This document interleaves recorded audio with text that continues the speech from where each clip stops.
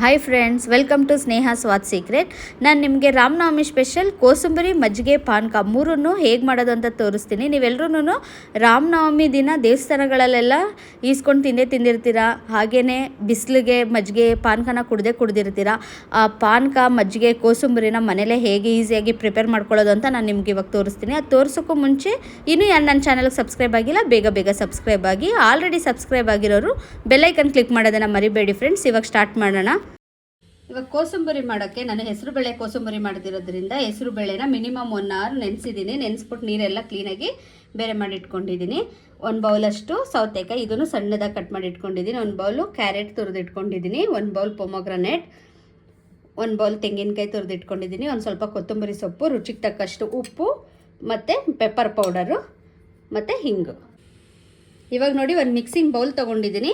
ಈ ಮಿಕ್ಸಿಂಗ್ ಬೌಲ್ಗೆ ನಾನು ಇವಾಗ ನೆನೆಸಿದ್ನೆಲ್ಲ ಹೆಸರು ಬೇಳೆ ಎಲ್ಲ ಕ್ಲೀನಾಗಿ ಹಾಕ್ಕೋತಾ ಇದ್ದೀನಿ. ಸೌತೆಕಾಯಿ, ಕ್ಯಾರೆಟ್, ತೆಂಗಿನಕಾಯಿ ತುರಿ, ಕೊತ್ತಂಬರಿ ಸೊಪ್ಪು ಇದೆಲ್ಲ ಹಾಕೊಂಡ್ಮೇಲೆ ಕ್ಲೀನಾಗಿ ಒಂದು ಕಡೆಯಿಂದ ಒಂದ್ಸಲ ಮಿಕ್ಸ್ ಮಾಡ್ಕೊಳ್ಳೋಣ. ಇವಾಗ ನೋಡಿ, ಒಂದ್ಸಲ ಮಿಕ್ಸ್ ಮಾಡಿ ಆದಮೇಲೆ ಇದಕ್ಕೆ ನಾನು ರುಚಿಗೆ ತಕ್ಕಷ್ಟು ಉಪ್ಪು ಹಾಕ್ತಾಯಿದ್ದೀನಿ. ಹಾಗೆಯೇ ಪೆಪ್ಪರ್ ಪೌಡ್ರ್ ಹಾಕ್ತಾಯಿದ್ದೀನಿ. ಇದು ಪೆಪ್ಪರ್ ಪೌಡರ್ ಆಪ್ಷನಲ್, ಬೇಕಂದರೆ ಹಾಕ್ಕೋಬೋದು, ಇಲ್ಲ ಸ್ಕಿಪ್ ಮಾಡಿ. ಹಾಗೆಯೇ ಹಿಂಗೆ ಹಾಕ್ತಾಯಿದ್ದೀನಿ. ಈ ಹಿಂಗೂ ಅಷ್ಟೇ ಆಪ್ಷನಲ್, ನಿಮಗೆ ಟೇಸ್ಟ್ ಇಷ್ಟ ಆದರೆ ಹಾಕ್ಕೊಳ್ಳಿ, ಇಲ್ಲಾಂದರೆ ಬೇಡ. ಹಾಗೆಯೇ ಪೊಮೊಗ್ರನೇಟ್ ಹಾಕ್ತಾಯಿದ್ದೀನಿ ಲಾಸ್ಟಲ್ಲಿ. ಹಾಕಿ ಕ್ಲೀನಾಗಿ ಒಂದು ಸಲ ಮಿಕ್ಸ್ ಮಾಡಿದ್ರೆ ಕೋಸಂಬರಿ ರೆಡಿ ಆಗುತ್ತೆ. ನೋಡಿ, ಕ್ಲೀನಾಗಿ ಮಿಕ್ಸ್ ಮಾಡ್ಕೊಂಡಿದ್ದೀನಿ. ಇವಾಗ ಕೋಸಂಬರಿ ರೆಡಿಯಾಗಿದೆ. ಬಟ್ ಆದರೆ ಇದಕ್ಕೊಂದು ಸೂಪರ್ ಆಗಿರೋ ಒಂದು ಒಗ್ಗರಣೆ ಕೊಡೋಣ. ಇವಾಗ ನೋಡಿ, ಒಗ್ಗರಣೆ ಮಾಡೋಕ್ಕೆ ನಾನು ಒಂದು ಚಿಕ್ಕದು ಪ್ಯಾನ್ ಇಟ್ಕೊಂಡಿದ್ದೀನಿ. ಇವಾಗ ಇದಕ್ಕೆ ಜಸ್ಟ್ 2 ಸ್ಪೂನಷ್ಟು ಆಯಿಲ್ ಹಾಕ್ತಾಯಿದ್ದೀನಿ. ಇವಾಗ ನೋಡಿ, ಎಣ್ಣೆ ಕಾದಿದೆ. ಇವಾಗ ನಾನು ಇದಕ್ಕೆ ಒಂದು ಸ್ವಲ್ಪ ಸಾಸಿವೆ ಹಾಕ್ತಾಯಿದ್ದೀನಿ. ಇವಾಗ ಸಾಸಿವೆ ಚಟಪಟ ಅಂದಮೇಲೆ ನಾನು ಇದಕ್ಕೆ ಒಂದು ಸ್ವಲ್ಪ ಕರಿಬೇವು ಹಾಕ್ತಾಯಿದ್ದೀನಿ. ಸ್ಟವ್ ಆಫ್ ಮಾಡಿಬಿಟ್ಟು ಹಾಕ್ತಾಯಿದ್ದೀನಿ. ಇವಾಗ ನೋಡಿ, ಇದು ಕಂಪ್ಲೀಟಾಗಿ ಆರಬೇಕು. ಆರೋವರೆಗೂ ನಾವು ಕೋಸಂಬರಿಗೆ ಹಾಕೋದು ಬೇಡ, ಇದು ಹಾರಕ್ಕೆ ಬಿಡೋಣ. ಇದು ಆರೋವರೆಗೆ ನಾನು ಇವಾಗ ಪಾನಕ ಹೇಗೆ ಮಾಡೋದು ಅಂತ ತೋರಿಸ್ತೀನಿ. ಇವತ್ತು ನಾನು ಮೆಣಕೆ ಹಣ್ಣಿಂದು ಪಾನಕ ಮಾಡ್ತಾ ಇದ್ದೀನಿ. ಈ ಮೆಣಕೆ ಹಣ್ಣಿಗೆ ಕರ್ಬೂಜ ಹಣ್ಣು ಅಂತಲೂ ಕರೀತಾರೆ, ಹಾಗೆಯೇ ಇಂಗ್ಲೀಷಲ್ಲಿ ಮಸ್ಕ್ ಮೆಲನ್ ಅಂತಲೂ ಕರೀತಾರೆ. ಇದನ್ನು ಕ್ಲೀನಾಗಿ ನೋಡಿ, ಸಿಪ್ಪೆಲ್ಲ ತೆಗ್ದು ಸಣ್ಣದಾಗಿ ಕಟ್ ಮಾಡಿ ಇಟ್ಕೊಂಡಿದ್ದೀನಿ. ಮೇಲ್ಗಡೆ ಸಿಪ್ಪೆಲ್ಲ ತೆಗ್ದುಬಿಟ್ಟಿದ್ದೀನಿ. ಆದಷ್ಟು ಹಣ್ಣಾಗಿರೋದು ತಗೊಳ್ಳಿ, ಆವಾಗ ಚೆನ್ನಾಗಿರುತ್ತೆ. ನನ್ನ ಸ್ವಲ್ಪ ಕಾಯಿ ಇತ್ತು, ಅದಕ್ಕೇ ಇದು ಗ್ರೀನ್ ಕಲರ್ ಕಾಣಿಸ್ತಾ ಇದೆ. ನೀವು ಹಣ್ಣಾಗಿರೋದು ತೊಗೊಂಡ್ರೆ ಪಾನಕ ಇನ್ನೂ ಟೇಸ್ಟಾಗಿ ಬರುತ್ತೆ. ಹಾಗೆಯೇ ನೋಡಿ, ಒಂದು 3/4 ಬೌಲಷ್ಟು ಬೆಲ್ಲ ತೊಗೋತಾ ಇದ್ದೀನಿ. ಸಕ್ಕರೆ ಆ್ಯಡ್ ಮಾಡಬೇಡಿ, ಪಾನಕಕ್ಕೆ ಯಾವಾಗಲೂ ಬೆಲ್ಲ ಇದ್ರೇ ಪಾನಕದ ರುಚಿ ಚೆನ್ನಾಗಿರೋದು. ಸ್ವಲ್ಪ ಏಲಕ್ಕಿ ಕಾಯಿ ಪೌಡರು, ಹಾಗೆಯೇ ನಿಂಬೆ ರಸ ತೊಗೊಂಡಿದ್ದೀನಿ. ಇಲ್ಲಿ ಮಿನಿಮಮ್ ಅಂದರೆ ಒಂದು ನಿಂಬೆ ಹಣ್ಣನ್ನು ಚೆನ್ನಾಗಿ ರಸ ಎಲ್ಲ ತೊಗೊಂಡಿದ್ದೀನಿ.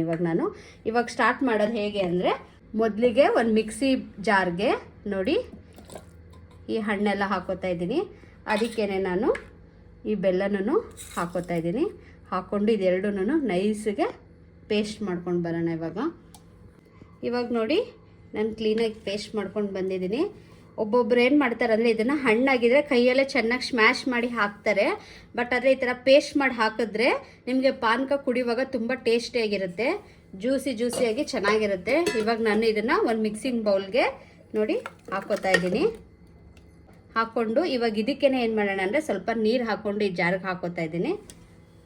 ಇವಾಗ ನೋಡಿ, ಇದಕ್ಕೊಂದು ಸ್ವಲ್ಪ ನೀರು ಹಾಕೋತಾ ಇದ್ದೀನಿ. ಇದು ಪಾನಕ ಯಾವಾಗ್ಲೂ ತೆಳು ಇದ್ರೇ ಚೆನ್ನಾಗಿರುತ್ತೆ. ಹಾಗಾಗಿ ಇದಕ್ಕೆ ನಾನು ಏನು ಮಾಡ್ತಾಯಿದ್ದೀನಿ ಅಂದರೆ, ಇನ್ನೊಂದು ಸ್ವಲ್ಪ ಎಕ್ಸ್ಟ್ರಾ ನೀರು ಹಾಕ್ತಾಯಿದ್ದೀನಿ.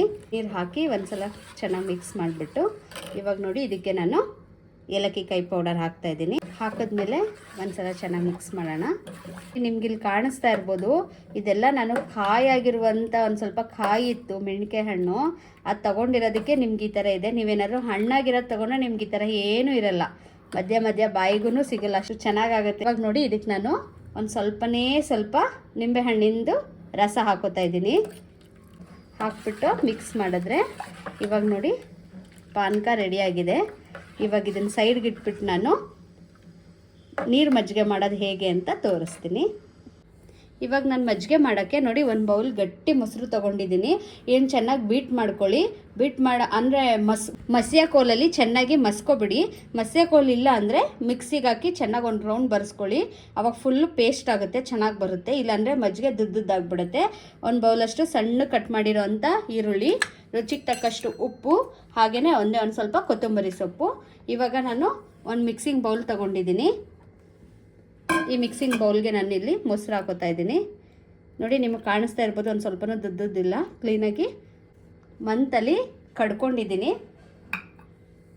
ಇವಾಗ ಇದಕ್ಕೆ ನಾನು ಸಣ್ಣದಾಗಿ ಕಟ್ ಮಾಡ್ಕೊಂಡಿರೋ ಅಂಥ ಈರುಳ್ಳಿ ಹಾಕೋತಾ ಇದ್ದೀನಿ. ಹಾಗೆಯೇ ಕೊತ್ತಂಬರಿ ಸೊಪ್ಪು, ಹಾಗೆಯೇ ನೋಡಿ ನಾನು ಆವಾಗಲೇ ತೋರಿಸ್ದೆ ಅಲ್ವಾ ಒಗ್ಗರಣೆ ಮಾಡಿ ಇಟ್ಕೊಂಡಿದ್ದೆ ಅಂತ, ಆ ಒಗ್ಗರಣೆನೇ ನೋಡಿ ಒಂದೇ ಒಂದು ಸ್ಪೂನಷ್ಟು ಇದಕ್ಕೆ ಹಾಕ್ತಾಯಿದ್ದೀನಿ. ಇವಾಗ ನಾನು ಇದು ನಿಮ್ಗೆ ಆಪ್ಷನಲ್ಲಿ ಇಷ್ಟ ಇಲ್ಲ ಅಂತಂದರೆ ನೀವು ಇದನ್ನು ಸ್ಕಿಪ್ ಮಾಡ್ಬೋದು. ಮೊಸರು ಇತ್ತಲ್ಲ ಅದೇ ಬೌಲ್ಗೆ ನಾನು ನೀರು ಹಾಕ್ಕೋತಾ ಇದ್ದೀನಿ. ನಿಮಗೆ ಮಜ್ಜಿಗೆ ಎಷ್ಟು ತೆಳು ಬೇಕೋ ಅಷ್ಟು ತೆಳು ಮಾಡ್ಕೊಳ್ಳಿ. ಮಜ್ಜಿಗೆ ಯಾವಾಗ್ಲೂ ತೆಳು ಇದ್ರೇ ಚೆನ್ನಾಗಿರೋದು, ಹಾಗಾಗಿ ತೆಳುನೇ ಮಾಡ್ಕೊಳ್ಳಿ. ಇವಾಗ ನೋಡಿ ನಾನು ಕ್ಲೀನಾಗಿ ಮಿಕ್ಸ್ ಮಾಡ್ತಾ ಇದ್ದೀನಿ. ಅದು ನನಗೆ ಗಟ್ಟಿ ಅಂತ ಅನ್ನಿಸ್ತು, ಅದಕ್ಕೆ ನಾನು ಏನು ಮಾಡ್ತಾಯಿದ್ದೀನಿ, ಇವಾಗ ಇದಕ್ಕೆ ಇನ್ನೊಂದು ಸ್ವಲ್ಪ ನಾನು ನೀರು ಆ್ಯಡ್ ಮಾಡ್ತಾಯಿದ್ದೀನಿ. ನೋಡಿ ಮಜ್ಜಿಗೆ ನೀರಾಗಿದ್ರೇ ಟೇಸ್ಟ್ ಚೆನ್ನಾಗಿರೋದು, ಇಲ್ಲ ಮೊಸರಾಗ್ಬಿಡುತ್ತೆ. ನೋಡಿ ಇವಾಗ ಮಜ್ಜಿಗೆನೂ ರೆಡಿಯಾಗಿದೆ. ನಾನು ಇವಾಗ ಸರ್ವ್ ಮಾಡ್ತೀನಿ. ನೋಡಿ ಈ ಕೋಸಂಬರಿಗೆ ನೋಡಿ ಕಂಪ್ಲೀಟಾಗಿ ತಣ್ಣಗಾರಿದೆ. ಈ ಒಗ್ಗರಣೆ ಎಲ್ಲ ನಾನು ಹಾಕೋತಾ ಇದ್ದೀನಿ. ಒಗ್ಗರಣೆ ಹಾಕ್ಕೊಂಡ್ಮೇಲೆ ಒಂದು ಸಲ ಕ್ಲೀನಾಗಿ ಮಿಕ್ಸ್ ಮಾಡಿದ್ರೆ ಕೋಸಂಬರಿ ಕಂಪ್ಲೀಟಾಗಿ ರೆಡಿ ಆಗುತ್ತೆ. ನೋಡಿ ನಾನು ಇವಾಗ ಸರ್ವ್ ಮಾಡ್ತಾಯಿದ್ದೀನಿ. ನೀವು ರಾಮನವಮಿ ಹಬ್ಬಕ್ಕೆ ದೇವಸ್ಥಾನಗಳಲ್ಲೆಲ್ಲ ನೀವು ರಾಮನ ದೇವಸ್ಥಾನ, ಆಂಜನೇಯ ಸ್ವಾಮಿ ದೇವಸ್ಥಾನದಲ್ಲೆಲ್ಲ ಪ್ರಸಾದ ಅಂತ ನೀವು ಇಸ್ಕೊಂಡಿರ್ತೀರ. ನೋಡಿ ಇನ್ನೊಂದು ಸ್ವಲ್ಪ ತಿನ್ಬೇಕಂತ ನಿಮ್ಗೆ ಅನಿಸ್ತಾ ಇರುತ್ತಲ್ವ. ನಾನು ಇವಾಗ ತೋರಿಸಿದ್ದೀನಲ್ವ, ಇದೇ ಥರ ನೀವು ಮನೇಲಿ ಟ್ರೈ ಮಾಡ್ತು ಅಂತಂದರೆ ನೀವು ಮನೇಲಿ ಸೂಪರಾಗಿರುವಂಥ ರಾಮನವಮಿ ಹಬ್ಬ ಸ್ಪೆಷಲ್ ಕೋಸಂಬರಿನ ಮಾಡ್ಕೋಬೋದು. ನೋಡಿ ನಾನು ಮಜ್ಜಿಗೆನೂ ಅಷ್ಟೇ ಹಾಗೆಯೇ ಸರ್ವ್ ಮಾಡ್ತಾಯಿದ್ದೀನಿ. ಈ ಬೇಸಿಗೆಗೆ ಬಿಸಿ ಬಿಸಿ ಸುಡೋ ಬಿಸಿಲಿಗೆ ಆರೋಗ್ಯಕ್ಕೂ ತುಂಬ ಒಳ್ಳೆಯದಲ್ವ ಮಜ್ಜಿಗೆ. ಹಾಗಾಗಿ ನೀವು ಪ್ರತಿ ರಾಮನವಮಿಗೆ ಹೀಗೆ ನೀವು ಮನೇಲಿ ಸೂಪರಾಗಿರುವಂಥ ಮಜ್ಜಿಗೆನ ಮಾಡ್ಕೊಳ್ಳಿ ಫ್ರೆಂಡ್ಸ್. ನಾನು ಮಾಡಿರುವಂಥ ಈ ರಾಮನವಮಿ ರೆಸಿಪಿ ನಿಮ್ಮೆಲ್ರಿಗೂ ಇಷ್ಟ ಆದರೆ ನೀವು ಒಂದ್ಸಲ ಮನೇಲಿ ಟ್ರೈ ಮಾಡಿ ಫ್ರೆಂಡ್ಸ್. ಟ್ರೈ ಮಾಡಾದ್ಮೇಲೆ ಹೇಗಿತ್ತು ಅಂತ ಕಮೆಂಟ್ ಮಾಡೋದನ್ನ ಮರಿಬೇಡಿ. ಹಾಗೆಯೇ ಇನ್ನು ನನ್ನ ಚಾನಲ್ ಸಬ್ಸ್ಕ್ರೈಬ್ ಆಗಿಲ್ಲ, ಬೇಗ ಸಬ್ಸ್ಕ್ರೈಬ್ ಆಗಿ. ಆಲ್ರೆಡಿ ಸಬ್ಸ್ಕ್ರೈಬ್ ಆಗಿರೋರು ಬೆಲ್ಲೈಕನ್ ಕ್ಲಿಕ್ ಮಾಡೋದನ್ನು ಮರಿಬೇಡಿ. ಬಾಯ್.